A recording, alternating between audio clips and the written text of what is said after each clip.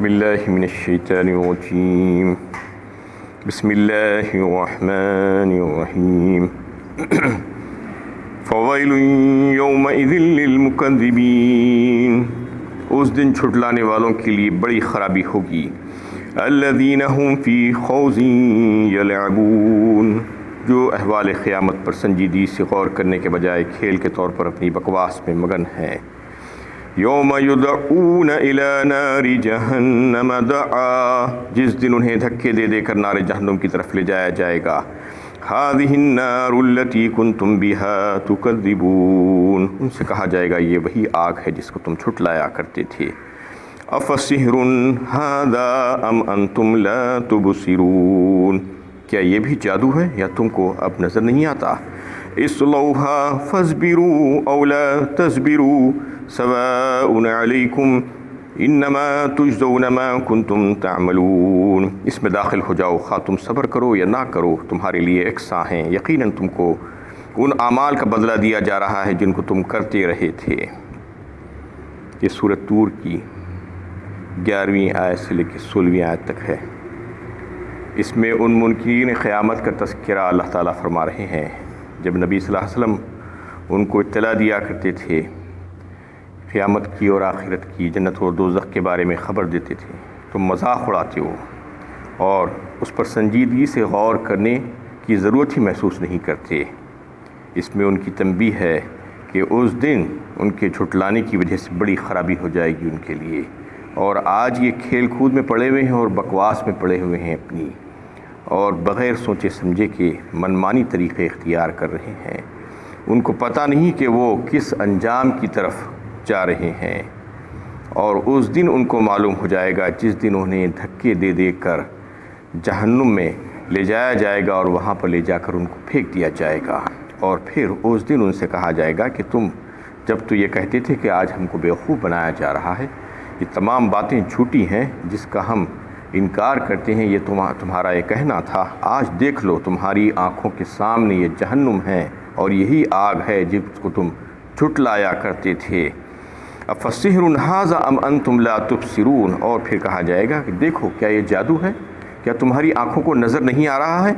کیا اب بھی تم اس بات کو ماننے کے لیے تیار نہیں ہو؟ اصلوھا فاصبروا او لا تصبروا، چاہے اب تم کچھ کہہ لو، تم صبر کرو یا نہ کرو، چیخو چلاؤ رو، کچھ فائدہ ہونے والا نہیں ہے، تم کو بس یہیں پر رہنا ہے، تمہارے لیے ساری باتیں یکساں ہی ہیں۔ انما تجزون ما کنتم تعملون، یقیناً یہ تمہارے ان اعمال کا بدلہ ہے جس کو تم زندگی بھر کرتے رہے تھے۔ ان المتقین فی جنات و نعیم، بے شک متقی جنت کے باغوں میں ہوں گے۔ یہاں سے دوسرے قسم کے جو لوگ ہوں گے ان کا تذکرہ اللہ تعالیٰ فرما رہے ہیں۔ قرآن کا یہ عام اسلوب یہی ہے کہ کبھی ترہیب اور کبھی ترغیب دونوں ایک ساتھ آتے رہتے ہیں۔ یعنی ترہیب کا مطلب یہ ہے کہ ڈراوا، اللہ تعالیٰ بندوں سے یہ چاہتے ہیں کہ وہ کم از کم ڈر کے اچھے کام کر لیں، اس لیے ان کو ڈراتے ہیں کہ دیکھو تم اگر یہ نہیں کرو گے تو تمہیں فلاں فلاں عذاب سے دوچار کر دیا جائے گا۔ ورنہ اور ایک طریقہ اللہ تعالیٰ اختیار کرتے ہیں اپنے اچھے بندوں کے لیے کہ ترغیب، ان کو ترغیب دی جاتی ہے، ان کو کہا جاتا ہے، یعنی خوشخبریاں سنائی جاتی ہیں، امیدیں دلائی جاتی ہیں کہ تم اگر یہ کام کر لو گے تو تمہیں فلاں بہترین چیزیں اور انعامات سے تم سرفراز کر دیے جاؤ گے۔ یہ بار بار اللہ تعالیٰ یہ طریقہ اختیار کرتے ہیں قرآن میں۔ دنیا میں بھی ایسا ہی ہوتا ہے، لوگوں کو کام کرنے پر راغب کرنے کے لیے کبھی ڈرایا جاتا ہے، کبھی انعامات دینے کا وعدہ کیا جاتا ہے۔ ایسا ہی اللہ تعالیٰ انسان کی فطرت کے مطابق یہاں پر کر رہے ہیں۔ تو یہاں پر تو ان لوگوں کا تذکرہ آ رہا ہے ان آیتوں میں جو اللہ سے ڈر کر زندگی گزارتے تھے، ان کو انہیں جنت کے باغ ہوں گے ان کے لیے۔ اس سے پہلے بھی سورہ ذاریات کے حوالے سے متقین کون ہوتے ہیں اس کا تذکرہ تفصیل کے ساتھ آ چکا ہے، کیونکہ جہاں جہاں پر آپ دیکھیں گے کہ جنت اور نمائے جنت کا تذکرہ آئے گا، وہاں پر اللہ تعالیٰ متقین کا تذکرہ اکثر ایسا کریں گے، ایسا نے ضرور آپ کو ملے گا۔ یہ اس وجہ سے کہ اللہ تعالیٰ جنت اور اس کی نعمتیں ان لوگوں کے لیے انہیں بنا کر رکھی ہیں جو اللہ سے ڈرنے والے لوگ ہیں۔ صرف ایمان لا لیے اور کچھ تھوڑا سا عمل کر لیا نہیں، اس کے ساتھ ساتھ ہر معاملے میں اللہ سے ڈر کر زندگی گزارنے والے جو لوگ ہوں گے، جو منہیات ہیں جس سے منع کیا گیا ہے اس سے فوراً رک جانے والے جو لوگ ہوں گے ان کے لیے یہ ساری نعمتیں ہوں گی، اس کا تذکرہ اس میں آ رہا ہے۔ فاکہین بما آتاہم ربہم ووقاہم ربہم عذاب الجحیم، اپنے پروردگار کی دی ہوئی نعمتوں کے مزے لے رہے ہوں گے اور ان کا رب انہیں دوزخ کے عذاب سے بچا لے گا۔ اس میں اللہ تعالیٰ فرما رہے ہیں کہ ان کو وہ ساری نعمتیں جو اللہ کا رب دے گیا تو اس سے وہ مزے لے رہے ہوں گے۔ وہاں پر جنت کا تذکرہ اللہ تعالیٰ فرما رہے ہیں، اہل جنت کا۔ اور پھر دوسری بات یہ کہ ان کا رب انہیں دوزخ کے عذاب سے بچا لے گا۔ سب سے پہلی چیز تو کون سی نعمتیں ان کو دی جائیں گی؟ وہ ہر قسم کی نعمت جو ان کا جی چاہے گا۔ اس کا تذکرہ کافی صورتوں میں آپ سن چکے ہیں کہ جو انسان کی جو خواہش ہوتی ہے وہ کیا خواہش ہوتی ہے؟ سب سے پہلی چیز تو یہ کہ اس کو امن و اطمینان کے ساتھ کہیں پر رہنے سہنے کی جگہ مل جائے اور ایک بہترین مقام ہو رہنے کا اس کے لیے، تو وہ شاندار محلات سونے اور چاندی کے اور ہیرو اور جواہرات سے مرصع ایسے محلات جنتیوں کو وہاں پر دے دیے جائیں گے، ان کو اس کا مالک بنا کر دے دیا جائے گا۔ ایک چیز تو یہ ہوگی۔ دوسری چیز، بہترین لباس پہننے کی خواہش انسان کی ہوتی ہے، اس کو وہاں پر بہترین ریشمی لباس پہنایا جائے گا اور پھر زیورات سے آراستہ کیا جائے گا، کنگن، سونے کے کنگن، چاندی کے کنگن، موتی کے کنگن، مختلف صورتوں میں مختلف احوال اللہ تعالیٰ نے جنتیوں کے جو بیان کی ہیں اس میں بات آئی ہے کہ ان کو زیورات سے آراستہ کیا جائے گا۔ اور پھر غذائیں، انسان چاہتا ہے کہ اچھی اچھی لذیذ غذائیں کھائے، تو وہ اس کو انواع و اقسام کی غذائیں جو چاہے، جو اس کا دل چاہے اس کو وہ سب کچھ وہاں پر مہیا کر دیا جائے گا۔ پھر بہترین سواریاں، انسان جو چاہتا ہے کہ اس کو اچھی سواری ملے، شاندار اعلیٰ درجے کی سواریاں اس کو وہاں پر مہیا ہوں گی۔ پھر سب سے آخر میں یہ ساری نعمتیں ہونے کے باوجود اگر عورت کا تصور نہ ہو، عورت کا وجود نہ ہو تو مزہ نہیں آئے گا۔ اس لیے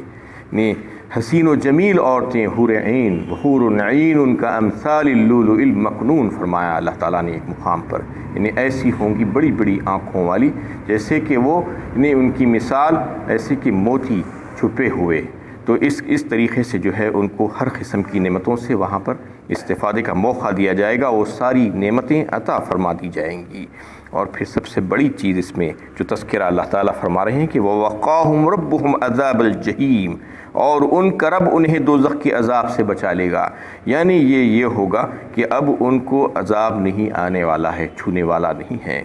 تو یہ نہ سمجھیں کہ ہم بہت اچھے عمل کر کے گئے ہیں اس لیے ہم کو جنت تو ملنا ہی ملنا تھا، نہیں۔ یہ بشری کمزوری تو ایسی ہے کہ ہر شخص کے ساتھ یہ لگی ہوئی ہے کہ وہ چاہے کتنا اچھا عمل کر لے، لیکن اس کے باوجود اس کے جو غلطیاں اس سے ہو جاتی ہیں، جو خامیاں اس کے عمل میں جو رہ جاتی ہیں وہ تو رہتی ہی ہیں، کتنا بھی کوشش کر لے۔ انسان کی کمزوری ہے یہ، اس لیے کہ جب اللہ تعالیٰ اس کو اگر معاف فرما دیں گے، اپنے فضل و کرم سے درگزر فرما دیں گے تو ہی وہ جنت میں جا سکے گا، اپنے فضل و کرم سے اللہ تعالیٰ اس کو بھیجا دیں گے، ورنہ کوئی انسان اپنے عمل کے بلبوتے پر کبھی بھی جنت میں نہیں جا سکے گا، یہ حضور صلی اللہ علیہ وسلم نے فرما دیا ہے۔ تو اس لیے کسی کو اس بات کا گھمنڈ نہیں کرنا چاہیے کہ میں بہت اچھا عمل کر رہا ہوں، کتنا بھی اچھا عمل کیجیے، اس کے باوجود آپ کے کام میں غلطیاں جو ہوں گی، جو کوتاہیاں اس کی جو ہو جائیں گی، تو اس کو اللہ تعالیٰ محض اپنے فضل و کرم سے اس کو معاف فرما دیں گے۔ اگر معاف نہیں فرمائیں گے اور پکڑنا شروع کر دیں گے تو پھر کوئی نہیں بچ سکے گا۔ وَلَوْ يُؤَاخِذُ اللَّهُ النَّاسَ بِمَا كَسَبُوا مَا تَرَكَ عَلَىٰ ظَهْرِهَا مِن دَابَّةٍ فرما دیا سورہ فاطر 22ویں پارے میں اللہ تعالیٰ نے، اگر ہم پکڑنا شروع کر دیں گے جو زمین پر چلنے پھرنے والے ہیں تو پھر ان میں سے ایک بھی نہیں بچے گا ان کی گناہوں کے سبب، یعنی اتنے گناہگار ہیں جو بھی ہیں، تو اگر ان کی پکڑ لیں گے ان کی غلطیوں پر تو پھر کوئی بچ نہیں پائے گا۔ تو اس میں جو بات ہے کہ وہ عذاب سے بچا لیے جائیں گے۔ اس سے پہلے سورہ آل عمران میں بھی ایک ایسی آیت آئی ہے، فَمَنْ زُحْزِحَ عَنِ النَّارِ وَأُدْخِلَ الْجَنَّةَ فَقَدْ فَازَ فرمایا تھا اللہ تعالیٰ نے وہاں پر، یعنی جو آگ سے دور کر دیا گیا، جہنم سے بچا لیا گیا، وہ بہت بڑی کامیابی ہے اس کے لیے، اور پھر جنت میں داخل کر دیا گیا۔ یعنی آگ سے بچ جانا کوئی معمولی بات نہیں ہے، بذات خود وہ خود ایک بہت بڑی کامیابی ہے۔ اس میں اس کا تذکرہ خاص طور پر اللہ تعالیٰ نے کیا ہے کہ ان کو جہنم کی آگ سے جو ہے بچا لیا جائے گا۔ وَوَقَاهُمْ رَبُّهُمْ عَذَابَ الْجَحِيمِ كُلُوا وَاشْرَبُوا هَنِيئًا بِمَا كُنتُمْ تَعْمَلُونَ، ان سے کہا جائے گا خوب کھاؤ پیو ان نیک اعمال کے صلے میں جو تم کیا کرتے تھے، انہیں مزے سے کھاؤ پیو، یہ لفظ ہے اس میں ایک۔ ہنیہ کا مطلب یہ ہے کہ مزے سے، اور خوب مزے سے کھاؤ پیو کا مطلب کیا ہے کہ جنت میں جو نعمتیں دی جائیں گی وہ نعمتیں ان کی کوئی محنت اور مشقت کے صلے میں نہیں دی جائے گی، اور نہ ہی اس کا کوئی معاوضہ طلب کیا جائے گا۔ جیسا کہ دنیا میں کوئی چیز آپ لینا چاہتے ہیں تو یا تو آپ کو پیسہ دے کر لینا پڑتا ہے یا کچھ محنت مشقت کر کے کچھ چیز حاصل کرنا پڑتا ہے۔ یہ دونوں چیزیں وہاں پر نہیں ہوں گی، بغیر محنت اور مشقت کے اور بغیر کچھ دیے کے اللہ تعالیٰ وہ سب چیزیں ان کو مفت میں مہیا فرمائیں گے۔ بس یہ ہوگا کہ جس چیز کی خواہش ہوگی سبحانک اللہم بولنا ہوگا، اللہ تعالیٰ کی پاکی بیان کیجیے، جس چیز کو آپ چاہ رہے ہیں وہ چیز آپ کے سامنے مہیا ہو جائے گی، بس اتنا ہی کام ہوگا۔ اس طریقے سے جو دل کی خواہش ہوگی، دل پسند چیزیں وہاں پر دی جائیں گی۔ دنیا میں آپ چاہے کتنا خرچ کر لیں، آپ کی دل پسند چیز نہیں مل سکتی آپ کو، لیکن وہاں پر ساری چیزیں آپ کو مل جائیں گی۔ اور پھر ایک چیز یہ کہ مزے سے کھانے پینے کا مطلب یہ ہے کہ دنیا میں کسی چیز کو آپ جو کھاتے پیتے ہیں وہ بھوک اور پیاس مٹانے کے لیے کھاتے پیتے ہیں، انہیں اس سے جو ہے مزہ لینے کے لیے نہیں کھاتے ہیں۔ وہاں پر ایسا نہیں ہوگا، انہیں بھوک اور پیاس مٹانے کے لیے وہاں پر کوئی چیز نہیں کھائی پی جائے گی، بلکہ اس سے ذائقہ لینے کے لیے جو ہے وہ چیزیں دی جائیں گی۔ جیسا کہ یہاں پر بھی بعض چیزیں آپ صرف لذت کے لیے کھاتے ہیں، جیسا فروٹس ہیں، میوے ہیں یا میٹھے وغیرہ ہیں، یہ غذا نہیں ہے، یہ آپ کو جو ہے بھوک اور پیاس مٹانے کے لیے نہیں ہوتی۔ جنت میں ساری چیزیں ایسی ہی ہوں گی، وہاں پر ہر چیز لذت حاصل کرنے کے لیے ہوگی، بھوک اور پیاس مٹانے کے لیے نہیں ہوگی۔ یہ تمام چیزیں اس کا جو ہے مطلب ہو سکتی ہیں، کلوا واشربوا ہنیئا بما کنتم تعملون۔ اور پھر آخر میں کہہ دیا گیا کہ یہ ان نیک اعمال کے بدلے میں ہے جو تم کیا کرتے تھے، یعنی اللہ تعالیٰ اتنے قدردان ہیں کہ وہ تھوڑا سا عمل جو بندہ دنیا میں کیا تھا اور اس کو قبول فرما کر اپنے فضل و کرم سے جنت کی یہ ساری نعمتیں اس کو عطا فرما دیتی ہیں۔ متکئین علی سرر مصفوفہ وزوجناہم بحور عین، وہ ایک صف میں بچھے ہوئے تختوں پر تکیہ لگائے بیٹھے ہوں گے اور ہم ان کو نہایت ہی خوبصورت آنکھوں والی حوروں سے بیاہ کر دیں گے۔ والذین آمنوا واتبعتهم ذریتهم بإیمان الحقنا بهم ذریتهم وما علتناهم من عملهم من شیء کل امرئ بما کسب رہین۔ اور جو لوگ ایمان لائے اور ان کی اولاد نے بھی ایمان لانے میں ان کا ساتھ دیا تو ان کی اولاد کو بھی ہم درجے میں ان کے ساتھ شامل کر دیں گے اور ہم ان کے اعمال میں سے کچھ بھی کم نہ کریں گے۔ ہر شخص اپنے اعمال میں پھنسا رہے گا۔ اس میں بڑا اہم پیغام ہے کہ جو حضرات ایمان لا کر جو مخلصانہ کوششیں جو دنیا میں کی ہیں، جو متقیانہ روش جو اختیار کرے ہیں، تو ان کو اللہ تعالیٰ جنت کے اعلیٰ درجات پر فائز کریں گے۔ تو جب ان کو اعلیٰ درجات پر فائز کریں گے، جب ان کی اولاد جنت میں آئے گی ایمان کی وجہ سے، لیکن وہ ان کے درجوں پر نہیں ہوگی، تو اللہ تعالیٰ محض اپنے فضل و کرم سے ان پر احسان کریں گے تاکہ ان کی آنکھیں ٹھنڈی ہو جائے، وہ ان کی اولادوں کو بھی ان کے درجے پر لے آ کر بٹھا دیا جائے گا اور فائز کر دیا جائے گا جو اس درجے کے مستحق نہیں تھے، بشرطے کہ وہ بھی ایمان والے ہو۔ ایمان والے اگر نہیں ہوں گے تو پھر یہ سارا معاملہ ان کے لیے نہیں ہوگا۔ دونوں ایمان والے ہونا ضروری ہے، لیکن عمل میں کم تھے ان کی اولاد، لیکن اللہ تعالیٰ وہ لوگوں کی آنکھوں کو ٹھنڈا کرنے کے لیے ان کی اولاد کو بھی اپ گریڈ کر دیں گے، یعنی جو بی کلاس میں تھے ان کو اے کلاس میں لا لیا جائے گا۔ اور پھر ایک بات یہ کہ ان کے اعمال میں سے کچھ بھی کم نہیں کیا جائے گا۔ ایسا نہیں ہوگا کہ وہ جو والدین تھے ان کے اعمال میں سے، ان کے صلے میں سے یا ان کا مرتبہ گھٹا کر ان کو نیچے لایا نہیں جائے گا، بلکہ ان کو وہیں پر رکھا جائے گا اور نیچے والوں کو ان کی خاطر اوپر لا کر بٹھا دیا جائے گا۔ یہ صلہ اللہ تعالیٰ ان جنتیوں کو بھی دیں گے تاکہ وہ لوگ جو ان کے اہل و عیال ہیں وہ بھی ان کے ساتھ رہ سکیں۔ اس میں جو بات بتائی گئی ہے وہ یہ کہ ماں باپ کی وجہ سے اولاد کو بھی جو ہے اچھے درجے مل سکتے ہیں، ویسے ہی اولاد کی وجہ سے ماں باپ کو فائدہ پہنچ سکتا ہے ان کے مرنے کے بعد بھی۔ یہ دو طرفہ چیز ہے۔ وہ کیسے کہ حدیثوں میں یہ بات آپ کو بالکل واضح ہو چکی ہے۔ مسند احمد کی ایک حدیث ہے کہ بندہ جو ہے مر کر چلا جاتا ہے، اس کے بعد اس کے درجات میں مسلسل بلندی ہوتی جاتی ہے۔ وہ اس کا سبب اپنے رب سے پوچھتا ہے کہ یا اللہ یہ کون سی نیکیاں ہیں جو میرے حساب میں آ رہی ہیں؟ تو اللہ تعالیٰ اس سے فرماتے ہیں کہ یہ تمہاری اولاد تمہارے لیے استغفار کر رہی ہے، تمہارے لیے دعائیں کر رہی ہیں، تو اس وجہ سے تمہارے درجات مسلسل بلند ہوتے جا رہے ہیں۔ یہ معاملہ مسلسل ہوتے رہتا ہے جب تک کہ ان کی اولاد ان کے لیے استغفار اور ان کے لیے دعائیں کرتی رہتی ہے۔ تو یہ چاہیے کہ اولاد کا یہ حق ہے کہ ان کے ماں باپ کے لیے وہ ہمیشہ دعا کرتے رہے، ان کے لیے ان کی مغفرت کی دعا کرتے رہے، ان کے درجات کی بلندی کے لیے دعا کرتے رہے، ان کے یعنی اس دنیا سے گزرنے کے بعد دنیا میں جب تک ہیں تو پھر ان کی خدمت کی جائے، اور ان سے اس دنیا سے گزر جانے کے بعد ان کی مغفرت کی دعا کی جائے۔ تو یہ اس میں جو ہے پہلو بتایا گیا ہے۔ اور ایک حدیث میں جو ہے، جو مسلم شریف کی حدیث ہے، اس میں اللہ کے نبی صلی اللہ علیہ وسلم نے فرمایا کہ انسان کے مرنے کے بعد اس کا عمل کا سلسلہ منقطع ہو جاتا ہے،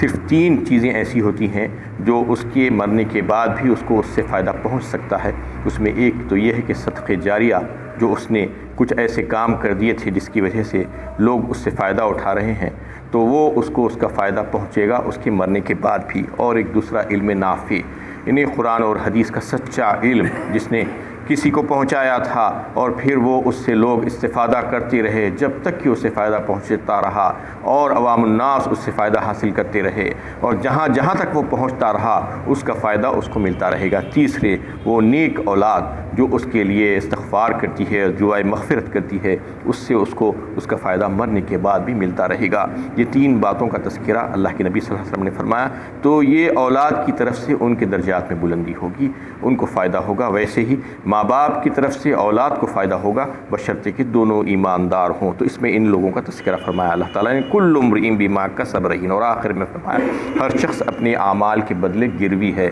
رہن جسے کہتے ہیں رہین، یعنی انسان اپنے آپ کو، اپنے خود کو اللہ تعالیٰ کے پاس رہن رکھ کر اپنی جان کو لے کر کچھ دن کے لیے دنیا میں آیا ہے اور کام کر رہا ہے، اسے موقع دیا گیا ہے، اور اگر اچھا کام کرے گا اور اچھے اعمال کے بدلے وہ رہن سے چھڑا سکے گا اپنی جان کو، اور اگر نہیں کرے گا تو وہ آگ میں چلے جائے گی۔ جیسا کہ دنیا میں کوئی چیز رہن رکھتے ہیں آپ تو کچھ پیسے لے کر آتے ہیں، پیسے دینے کے بعد وہ چیز واپس ملتی ہے آپ کو، ایسے ہی آپ اپنی جان کو اللہ کے پاس رکھائے ہیں، تو آپ اچھا عمل اگر کریں گے، کر دیں گے تو آپ کی جان آپ کی واپس آ جائے گی سلامتی کے ساتھ، اور اگر آپ اچھا عمل نہیں کریں گے، برا عمل کریں گے، تو پھر آپ کی جان نہیں آئے گی، آگ میں ڈال دی جائے گی۔ اس کا تذکرہ اللہ تعالیٰ نے فرما دیا اس میں۔ وآخر دعوانا الحمد للہ رب العالمین۔